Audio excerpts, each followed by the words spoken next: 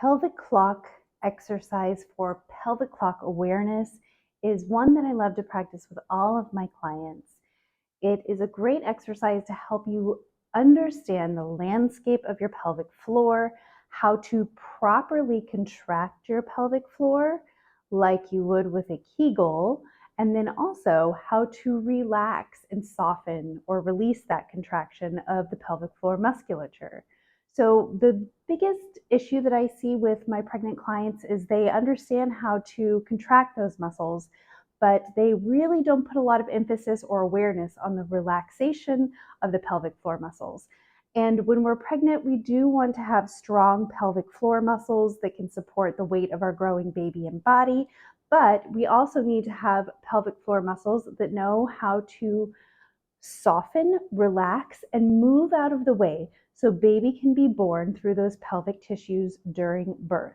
So having that pelvic floor awareness of understanding the contraction of that musculature and then the softening or releasing of that same musculature tissues is really important. So we do the pelvic clock exercise. And for this, you want to take a 9-inch round Pilates ball or a Corgus ball. You can also use a yoga block. Although it doesn't move as much as this ball does, this ball has some give, and that's why I really like it.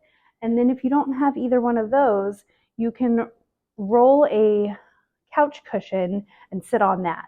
So what we're going to do is place this ball right under our pelvic floor like so, and we're going to be right on the edge of a sofa. Now this ball is not fully inflated, it's inflated maybe about 3/4 of the way, and it does hold weight up to, I think, 225 pounds. So there is not a whole lot of risk of you popping it. Although if you are bigger than 225 pounds, you might want to let a little more air out or perhaps practice with something like a pillow. So we're going to place this ball right underneath our pelvic floor, and we're going to work on inhaling and exhaling through our nose and our mouth. So we're going to take an inhale through our nose, and then we're going to blow the breath out through our mouth on an exhale. Inhale through the nose, blow the breath out through the mouth on an exhale. Inhale nose, blow the breath out through the mouth.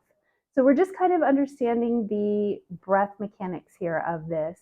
And then we're going to move on to matching that breath with the movement of the pelvic floor.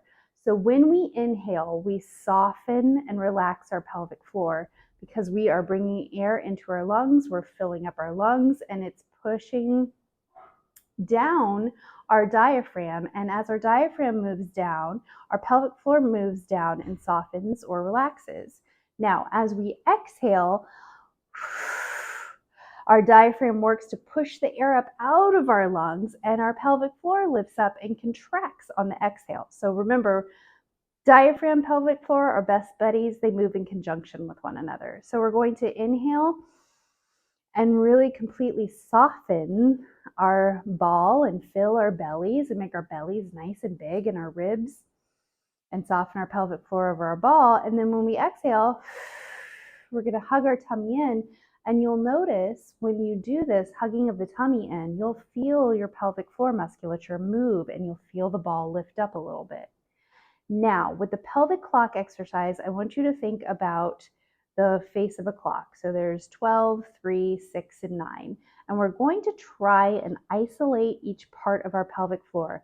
The front quadrant that is around the 12 o'clock, or our urogenital triangle, where we can cut off the flow of urine. And then we're going to try the side of our pelvic floor, the back of our pelvic floor, where we hold in gas or farts, and then the other side of our pelvic floor. And this is going to give you a little bit of an understanding of the landscape of your pelvic floor musculature.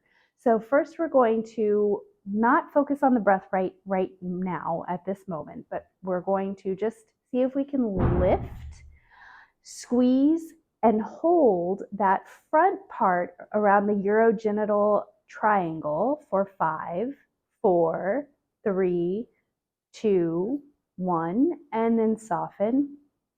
Very good. And relax. And now we're going to try and do that on the right side. So we're going to just lift up our right side of our pelvic floor, lift, squeeze, and hold for 5, 4, 3, 2, 1, soften and release.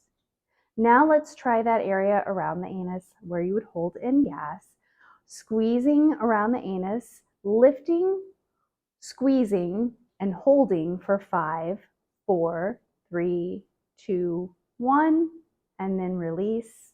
And now we're going to try the left side. So we're going to lift, squeeze, and hold for 5, 4, 3, 2, 1. Very good.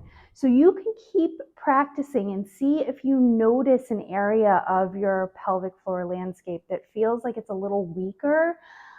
Perhaps one side feels a little weaker than the other, or maybe one side feels a little tighter than the other. And then if that's the case, you'll want to focus some more breath work and stretching on the area that feels more tense or tight.